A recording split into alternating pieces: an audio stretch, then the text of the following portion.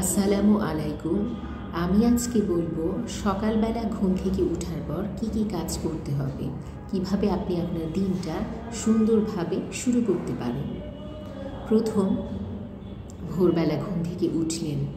বিছানায় ঘুম থেকে ওঠার পর আপনি যে নতুন একটি দিন দেখতে পাচ্ছেন, যার জন্য আপনি আপনার সৃষ্টিকর্তাকে ধন্যবাদ জানান। তারপর ঘুম থেকে ওঠার পর একটা উষ্ণ এক গ্লাস পানিতে হালকা লেবুর রস, 1 চামচ মধু দিয়ে খেয়ে ফেলেন। এতে হবে কি, আপনার ডাইজেস্ট এর যে ক্ষমতা সেটা ভালো মতো বাড়বে। খালি পেটে কোনো নাস্তা করতে যাবেন না। তারপর আপনি আপনার রুমটাকে সুন্দর করে গুছিয়ে ফেলেন। প্রত্যেকটা সফল ব্যক্তি ঘুম থেকে ওঠার পর তার প্রথম যে কাজটা সাধারণত করা উচিত কায়িক শ্রমের দিক থেকে, সেটা হচ্ছে তার রুমটাকে রিফ্রেশ করা, বিছানাটা গোছানো, প্রত্যেকটা জিনিস সকালবেলা গুছিয়ে রাখা।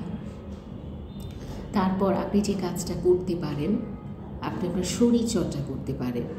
হতে পারে সেটা যোগা, হতে পারে কোনো ফিজিক্যাল এক্সারসাইজ, হতে পারে আপনি একটু ভোরবেলা হাঁটতে বের হন, আবার এটাও হতে পারে আপনি জগিংয়ে বের হতে পারেন। যেমন ইদানিং আমি একটু দৌড়ানোর চেষ্টা করি। আগে আমি হাঁটতাম, এখনও হাঁটি, তবে দেখলাম যে দৌড়ালে ভালোই লাগে। দৌড়ালে আপনার শরীর থেকে অতিরিক্ত মেদ ঝরবে আস্তে আস্তে।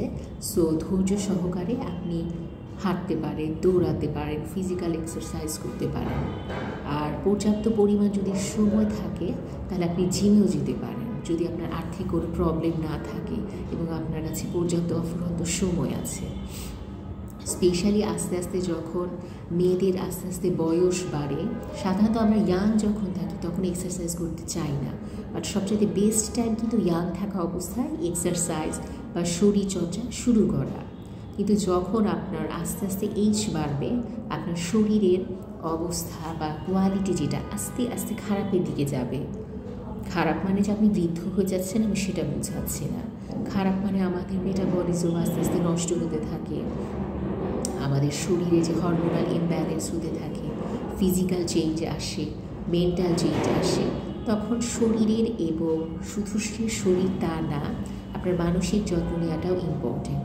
এই জন্য আস্তে আস্তে যখন আপনার লেখাপড়া শেষ হবে, চাকরি করবেন, বিয়ে করবেন, বাচ্চা হবে, বা আপনার একটা পিরিয়ড যখন স্টার্ট হয়ে যাবে, ঠিক ওই সময় আগে যদি যত্ন নেন তাহলে তো আরও ভালো, আর যদি যত্ন না নেন তাহলে ওই সময়ের দিক থেকে আপনাকে ভালো মতো শরীরের ব্যবস্থাটা করতে হবে, ঠিক মতো এক্সারসাইজ করে শরীরের যত্ন নিতে হবে।